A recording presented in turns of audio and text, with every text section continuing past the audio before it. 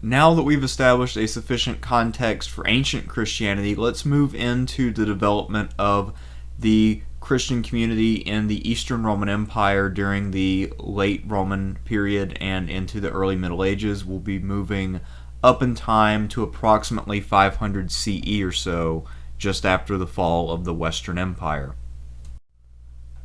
Before we move too deep, let's go ahead and retread a little bit of ground but flesh it out with some details so you can see just how vital the eastern half of the Roman Empire was to producing the great thinkers of Christianity. Here are three early church fathers who were all native Greek speakers and drew on Greek educational backgrounds and made contributions without which what we think of as Catholicism and Eastern Orthodox Christianity would be literally impossible.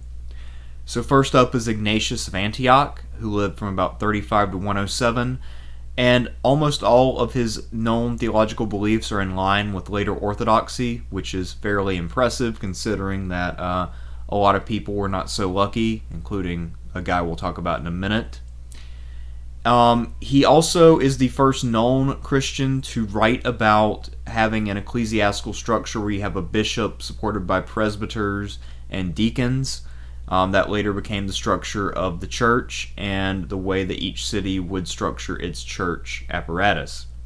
Next up is Polycarp of Smyrna, who lived from 69 to 155, so he's about a generation older than Ignatius. And he is generally considered to have laid out the proto-canon for the New Testament. And again, he apparently did this around 150 to 200 years before this was officially established at the Council of Nicaea. So again, he chose well and luckily. And then there's Irenaeus of Lugdunum, the guy pictured on your left, that's his statue. He lived from about 130 to 202. And despite the fact that he lived in Gaul, he was a Greek who had moved to Gaul. His claim to fame is that he was an opponent of heresy, especially of Gnostics. He's actually the guy who gave us the label Gnostic. And he also is one of the first people to articulate the idea of apostolic succession, the idea that the apostles visited cities, educated the locals, and that through this line of direct teaching from master to apprentice, I suppose you could say, that the original teachings of Jesus were preserved and passed on from bishop to bishop. Despite the fact that he was later declared a heretic and never enjoyed the prestige of sainthood, Origen of Alexandria is almost without a doubt the greatest intellectual in the history of Christianity. He lived from about 184 until maybe 253 or so CE. His writings were prolific and his scholarship was brilliant and creative.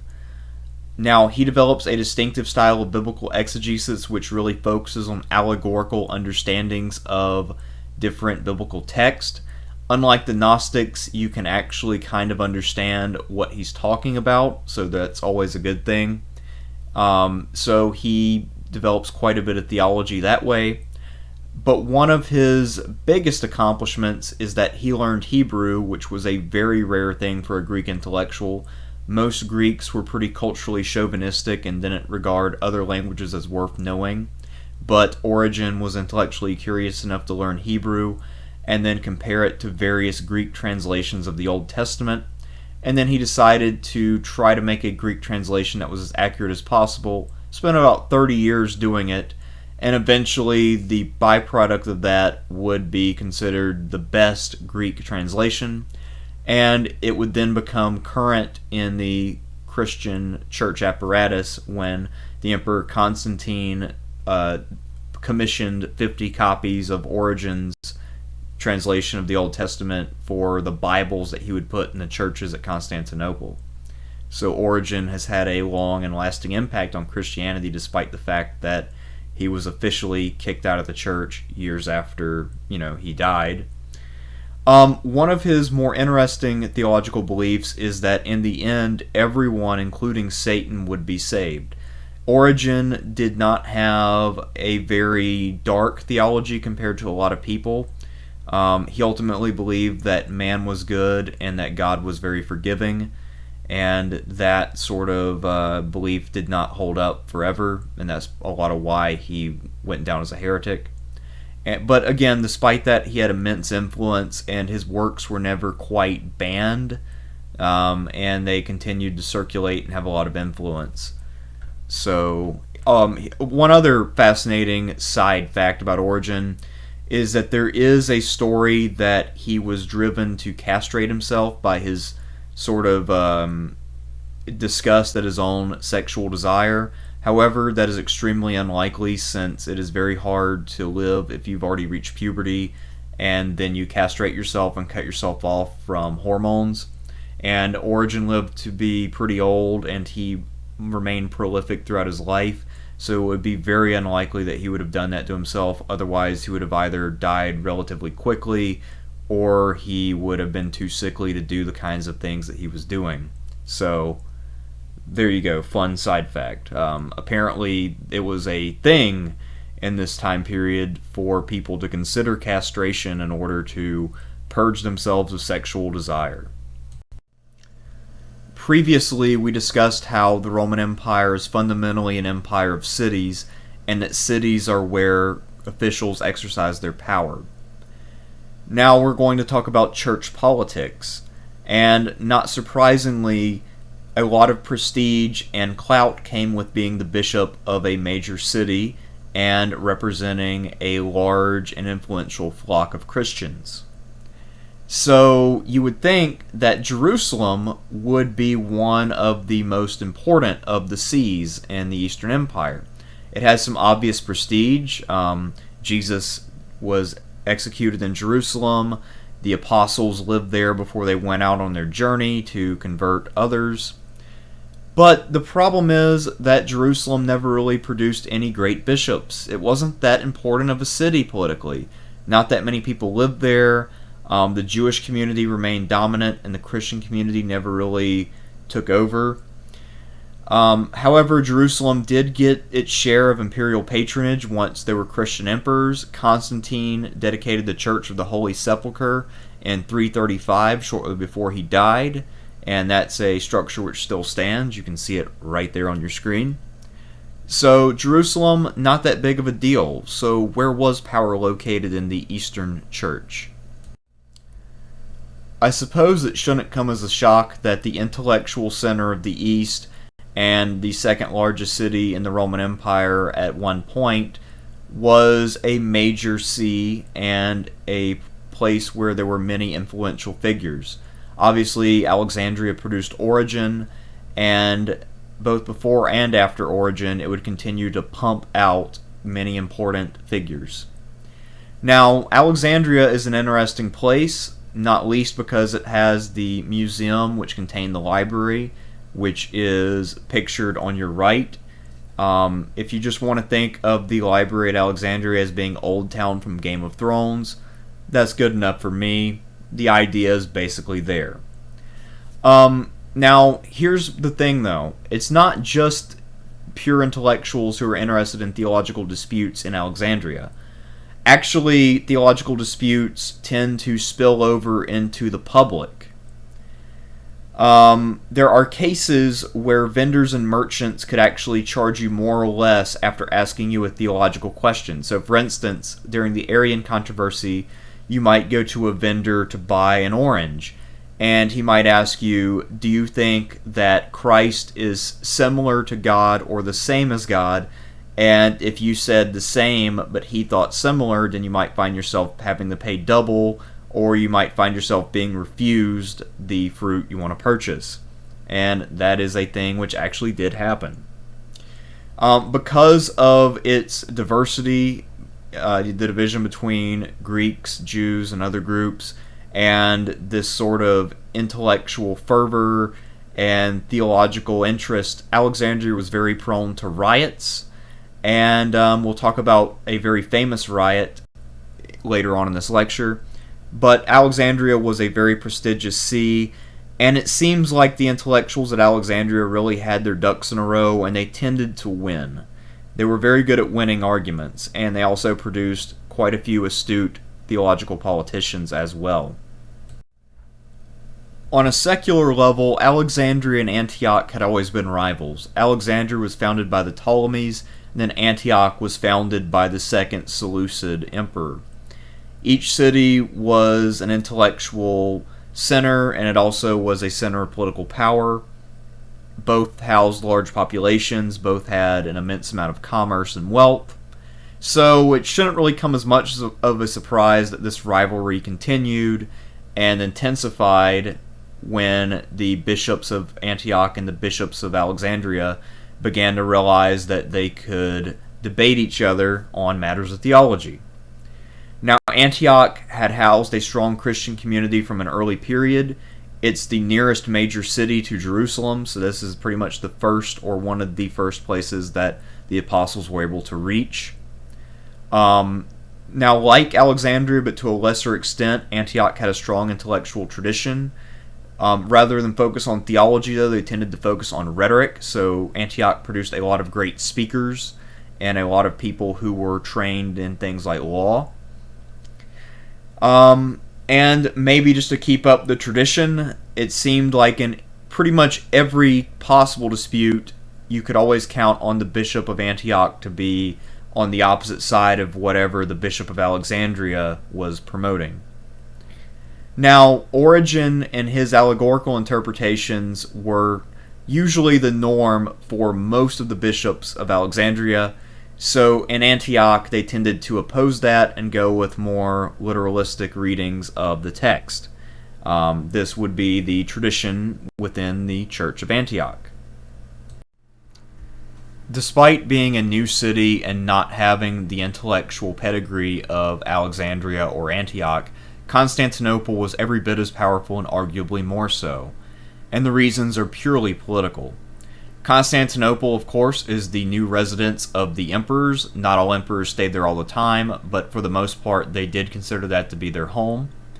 And now, after Constantine, with the exception of Julian, all of the emperors consider themselves to be Christian, so therefore they take a great deal of interest in the way that the Christians in their realm think, act, and believe. So having the emperor around makes the church there very influential.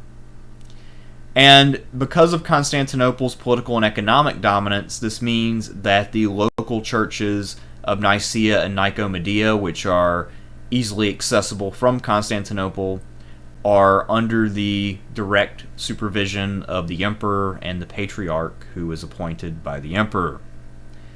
So this means that the position of Constantinople will always have a certain number of votes at every ecclesiastical meeting. Now, just like Alexandria, Constantinople is prone to mob violence. This comes from multiple causes, which we'll discuss in due time. It has a lot to do with what they call circus factions. But for now, just know that each of these cities has some slightly different motives and sources of power when they come to the table to debate theology. And when you have a three-way split like this, you have to wonder, well, how do things get decided? Does the emperor do it? Sometimes. But what if you need another outside source of support? Where do you get it? The answer is the West. And we'll talk about how that helps the church at Rome establish itself in our next lecture on the rise of the papacy. But that, of course, is not now. In the modern world, when we think about organized religion and we think about people like monks and nuns, we tend to think of them as being a part of this larger community and under the jurisdiction of the recognized authorities of that religion. However, in the late Roman period, there were monks in the Eastern Empire who were not under the jurisdiction of the bishops and often didn't really care what the bishops had to say. Or sometimes they did, and they supported these bishops in ways that the bishops did not request. So first of all, what were these monks like? These are basically ascetic groups, people who live a hard life in order to purge themselves of material corruption and get in touch with their spiritual side. And they often would live as communities near cities. They rarely lived on their own. It's hard to survive on your own, especially when the place where Eastern monks really like to go was the desert. The desert is a pretty inhospitable place. There are differences between the Egyptian and Syrian deserts that I cannot remember at the moment. However, one was very much easier to live in than the other, but people lived in both, and there were groups in both of these. And because the desert became such a common place for monks, if you read a lot of tracts about early Christian monks, the desert and the imagery of the desert are very prominent. That is not a coincidence.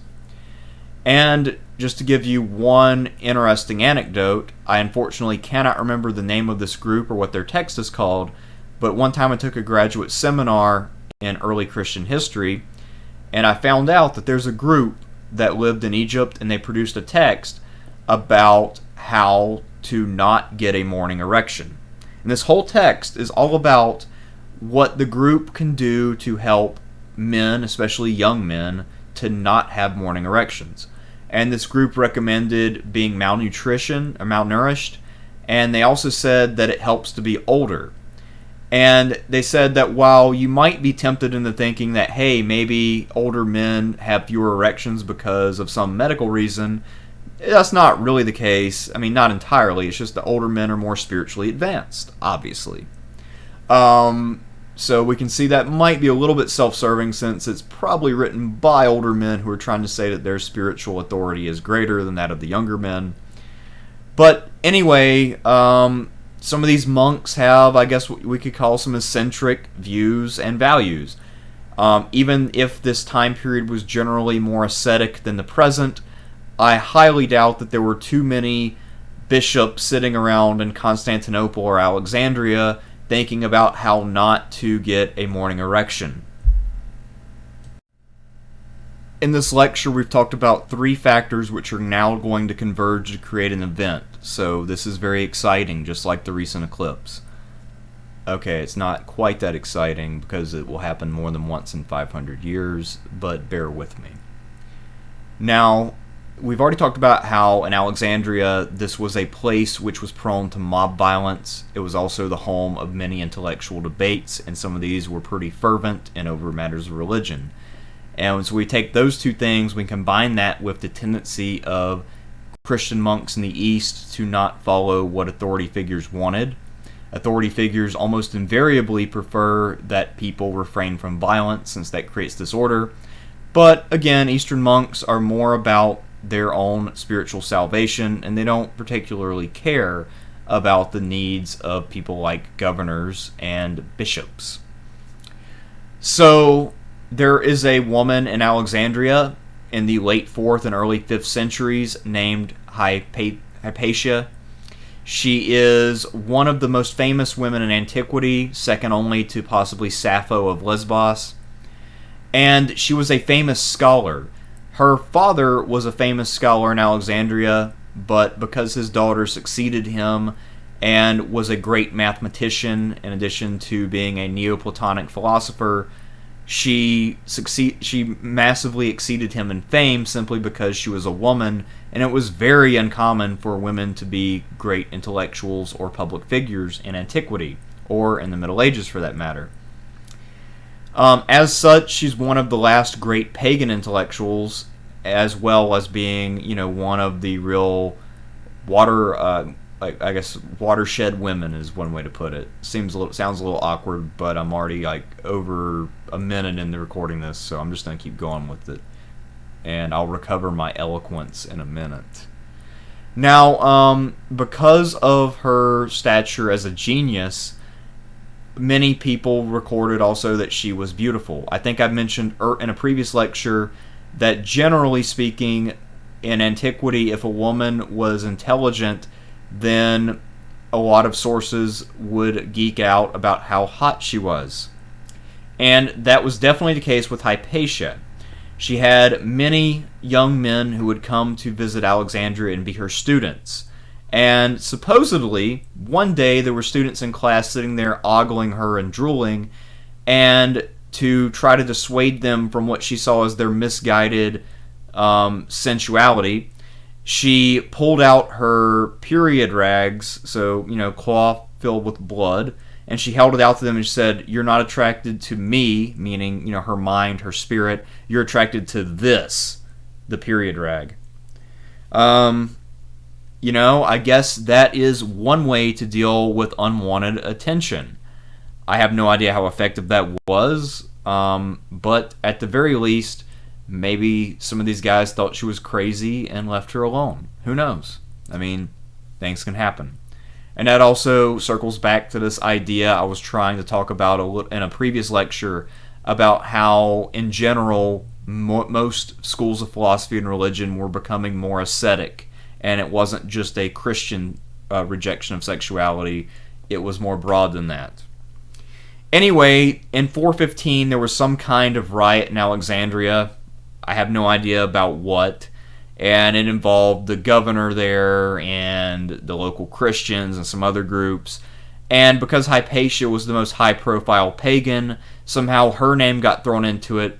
So a group of Christian monks got a Christian mob together, and they went down to the museum. They dragged out Hypatia out of her classroom, and they murdered her in the streets of Alexandria. So, again, that's how things come together. You have these factors, and eventually those factors will converge, and events happen. Yeah, that seems like a very simplistic way of explaining history, but we're going with it, because I don't know how to edit sound. Not all monks in the East liked mob violence. Some of them preferred to sit on top of pillars for 20 or 30 years and purify their souls by being at a remove from society in a very symbolic way. These monks were called Stylites, and they originated and prospered in Syria for the most part, and then spread from there. The founder of this movement was called Simeon Stylites the Elder, and he managed to sit on a pillar from the year 423 all the way till 460. So the last 37 years of his life, he sat atop a pillar. And this obviously got a lot of attention. This is not a thing that people normally do. And so he had some imitators. One of his students who had helped him sustain his life, because yes, you would need quite a bit of support if you're living on top of a pillar. People would have to bring you things on a pretty regular basis. I have no idea how you would use the bathroom or clean up after yourself. Let's not focus on that. That's for someone else to figure out. Daniel the Stylite then took up this practice near Constantinople, and this was obviously something that was new and seen as Eastern and kind of cool, because this obviously showed he had a great deal of devotion to Christianity.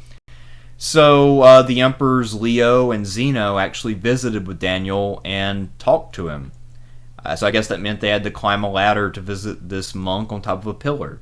Kind of an interesting image if you think about it. An emperor climbing up to talk to some dude who is basically the ultimate hobo.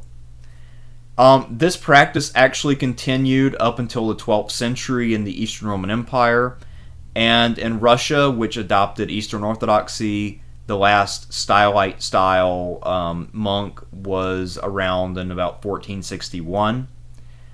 And there actually is a modern revival of this. People are trying to bring this back.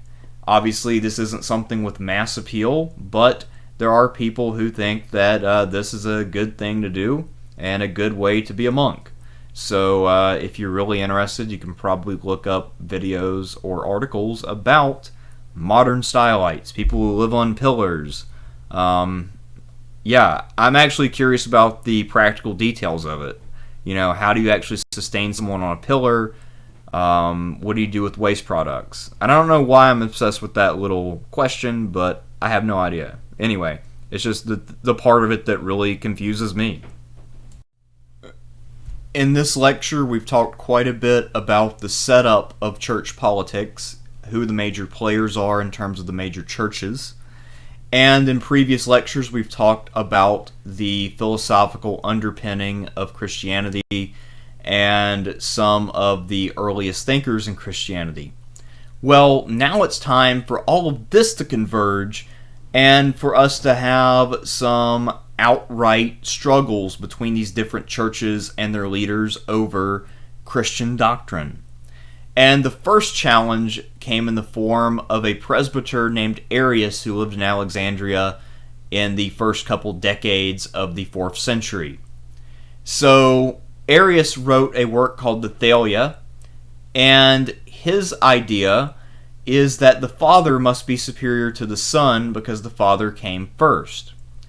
This seems to be in line with Aristotelian prior analytics, the idea that whatever is prior is therefore superior, since it enables the existence of something else.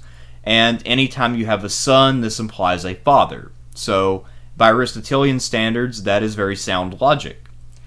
Now, most of the people in the church at the time were of the belief that God and Jesus had to be about the same. So now that Arius has this writing and he lays it all out, it creates a lot of controversy. So a church council will be called over this. We'll talk about that council in a minute. But anyway, let's talk about what the specifics of Arius' teaching actually are. And this is a case where that old phrase, one iota of difference, or I guess the phrase goes, it doesn't make one iota of difference, can be thrown out the window, because in this case it literally is one iota of difference. So I guess what became the orthodox position is that God and Jesus are homoousios, the same substance, meaning that they're equal, as opposed to what Arius taught, which is homoousios, a similar substance, pretty close but not quite. And you might think, that seems pretty mild. It's a noun versus an adjective. It's same versus similar. These people are pretty much on the same page. But not really. And this leads him into a direct conflict with his own bishop in Alexandria named Alexander, which is kind of confusing. Alexander of Alexandria.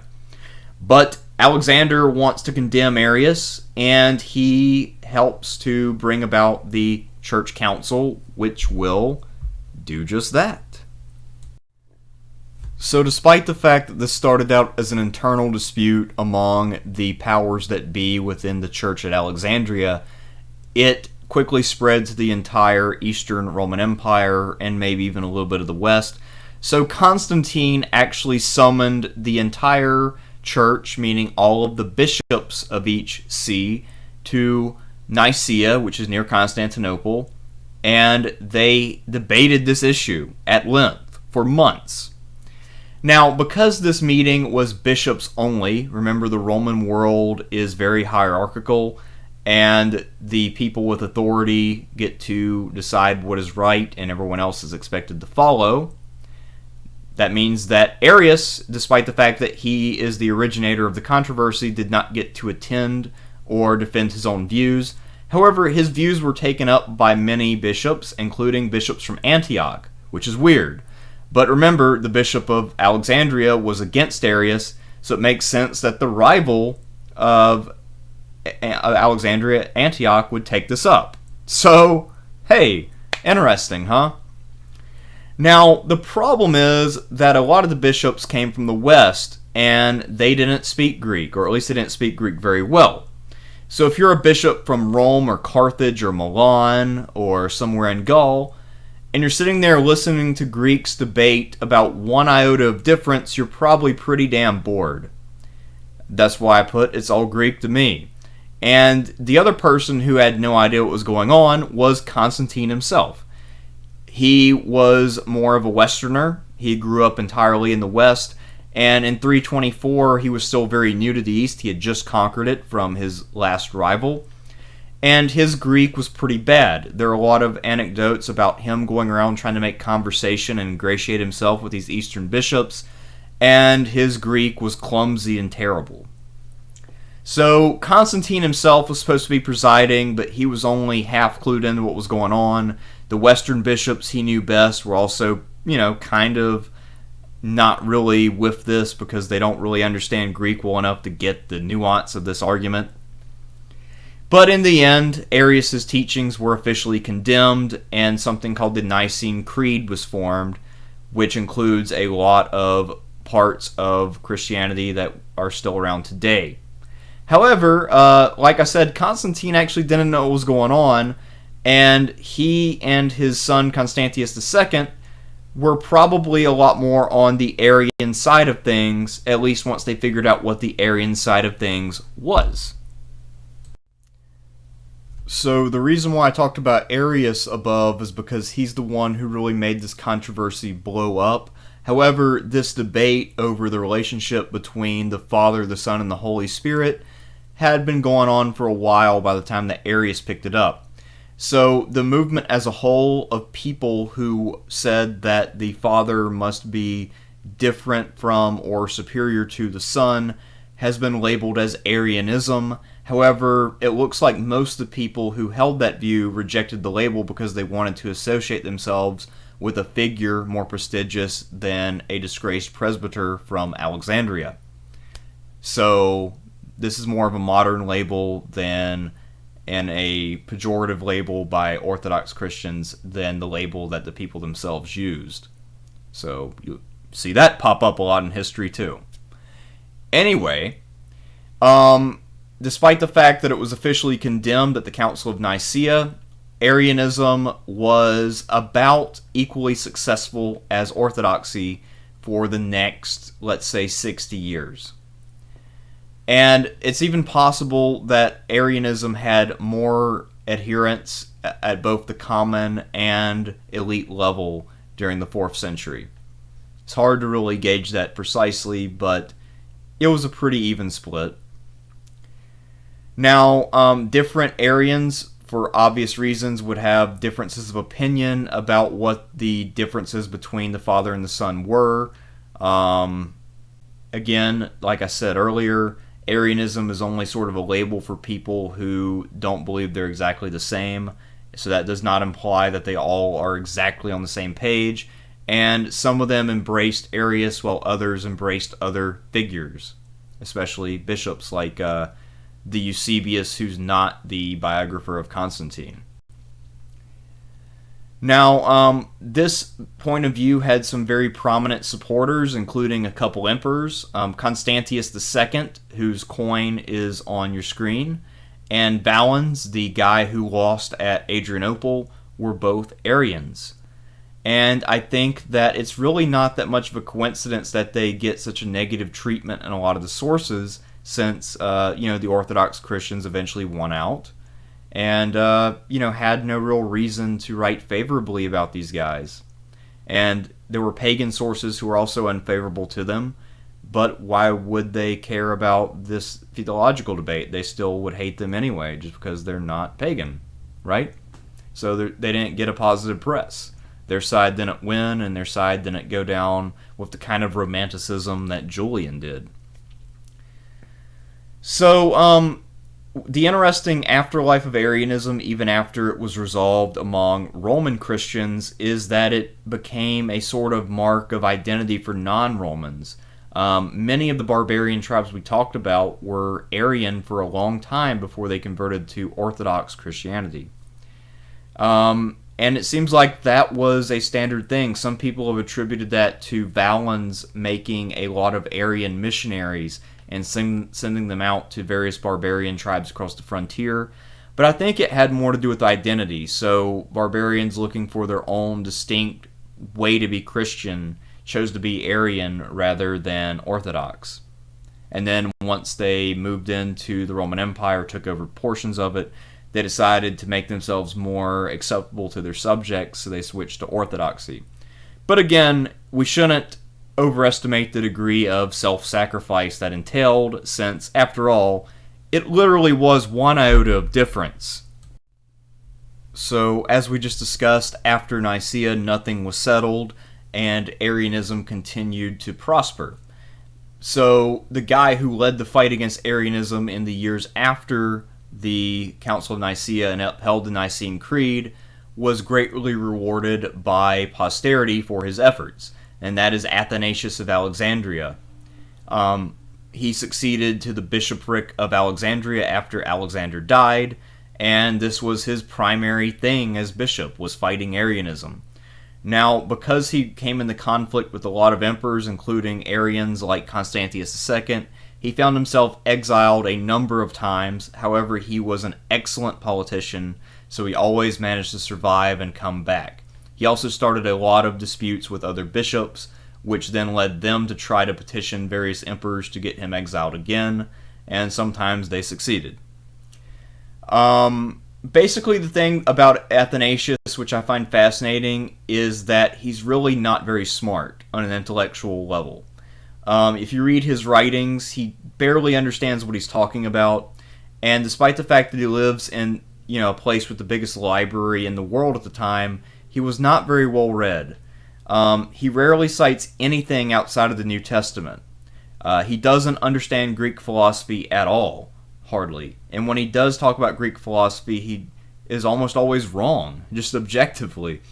So it's amazing that a guy like that, in an era where these theological debates were so intense and so detailed and so based in Greek philosophy, it's amazing a guy like this was so successful.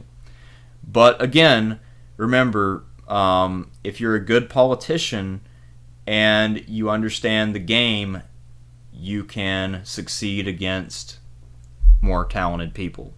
That's the lesson of Athanasius of Alexandria in a nutshell. And maybe that's what he's the saint of, achieving more than you should based on your actual ability. Surprisingly, the three great figures of the later 4th century were not from Antioch, Alexandria, or Constantinople.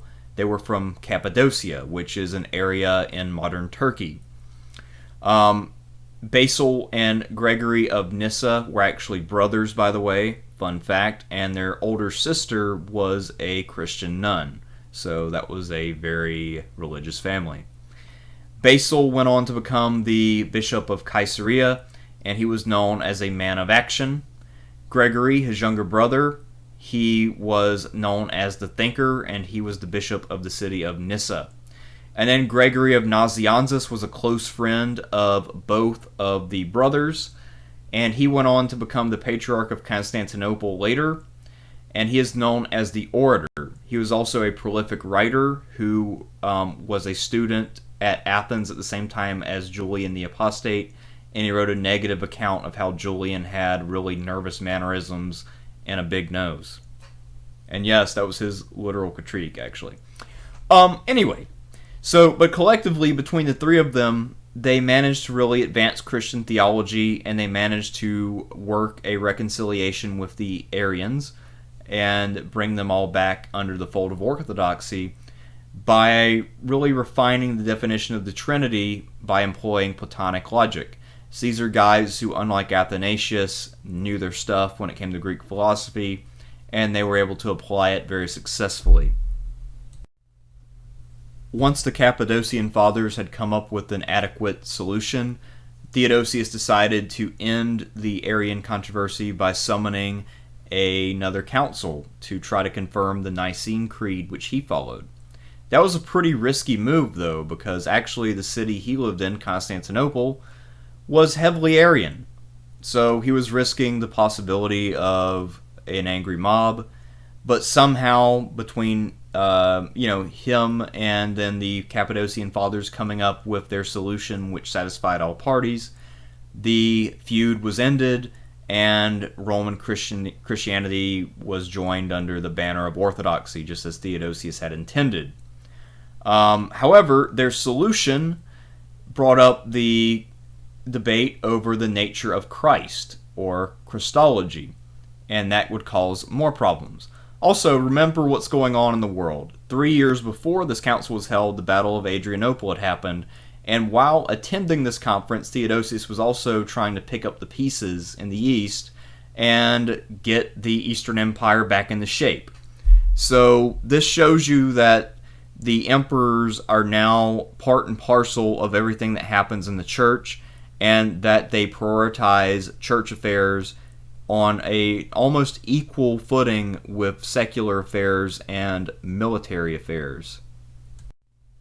So, you might ask, what is the precise nature of these Christological debates? What are the arguments that people are coming up with to debate the nature of Christ?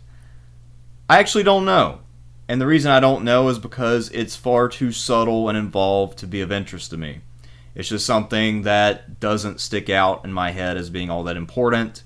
So I'll just talk about the sort of politics surrounding it because that was a little bit more impactful in the long run.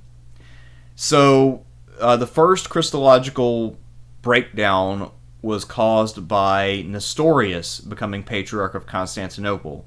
Now, he was from the school of Antioch, which meant naturally that his debate opponent would be the Bishop of Alexandria named Cyril. So they got into a Christological debate, and Nestorius decided to call Cyril a heretic. Well, a church council eventually got called by the Emperor Theodosius II, the grandson of Theodosius I, and at that view, Nestorius tried and failed to promote his views of the nature of Christ, and he was condemned and exiled. And then this creates a rift in the church. Now, it's not one that Nestorius himself wanted. He actually never joined the group of people who followed his teachings, which is a little weird. But his teachings became prominent in the East. And actually, there was a large Christian community in the Sassanid Persian Empire, the neighbor to Rome's east. And there, Nestorianism really took off and became dominant. It also held sway with a lot of Christians in places like Syria on the frontier. And it even spread all the way to China. You see here, there's the Lord's Prayer from Nestorian Christians in China. And surprisingly, unlike most of the sort of offshoots we've talked about to this point, this one actually does survive, albeit in a very limited form. And the current global headquarters of the Nestorian Church, if you want to call it that, is actually in Chicago, Illinois. And I imagine you can go visit it if you're really interested in what they believe and why they broke off from the Orthodox Christians. You can go ask them. It's only about 6 hours away. I mean, they might be able to give you a better answer than I could. 20 years after Nestorius was condemned, there was another council at Chalcedon in 451 that was overseen by the Emperor Marcian, whose coin is right there. And in the aftermath of that, there was another group which broke away from the Orthodox Christians called the Monophysites, who believed, so far as I can gather, that Christ is all of one nature or substance. This is another Christological debate over the nature and substance of Christ, and it involves a lot of word games in Greek, and it's very complicated and not all that interesting unless you are really into this kind of stuff, which I'm not. I like philosophy, but theology is kind of like Ambien. At least to me. No offense to anyone who's a big fan of theology. Nothing wrong with that, but not my cup of tea. Anyway, this sort of became a very common belief system among Egyptian and Syrian Christians under the Roman Empire, and I assume that it probably more or less died out in the wake of the Islamic conquest, at least after a few centuries of that. So, yeah, Monophysitism. Great. By the year 500, it had been firmly established that in the Eastern Roman Empire, the head of the Christian community was the emperor, and that Constantinople was effectively the center of power for the Eastern Church, even if there were alternate nodes of power and thought at Alexandria and Antioch. Real power lay with the emperor, and what he thought would go, for the most part. There could be some exceptions, but the emperor is the most powerful single person. And we also have a new precedent that the Roman emperor will preside over the meetings of the church to sort of help guide these debates. So we see that happens with Constantine, Theodosius II, Marcion, and Zeno. All of these people are very involved in major theological disputes.